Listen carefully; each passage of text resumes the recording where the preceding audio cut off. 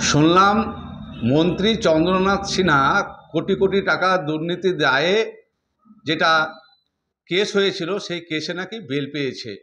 আমরা বাংলার মানুষ কত অভাগা, কোটি কোটি টাকা যারা মেরে ফাঁক করে দিচ্ছে তারা যদি বেল পায়, তাহলে তৃণমূলের বিভিন্ন নেতা আরও সাহস পেয়ে গেল আজ থেকে যে কোটি কোটি টাকা আমরা যতই দুর্নীতি করি, যতই লোকের মেরে খাই, আমরা ইডি সিবিআইকে দিয়ে চার্জশিট করাতে পারলেই আমাদের বেলটা হয়ে যাবে। সাহস আরও অপার হয়ে গেল। আমরা একটা কথা বারবার বলি যে দিদিমণির দল এবং মোদিজির দল এপিট আর ওপিট পয়সার, দুটোই সেটিং পার্টি।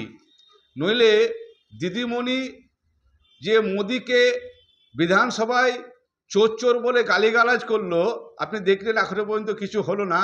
ওই একই ঘটনায় আমাদের রাহুল গান্ধী চোর চোর বলেছিল বলে তার সাংসদ পদ চলে গেছিল, কিন্তু দিদিমণির কিছু হবে না, এটাই হলো সেটিং।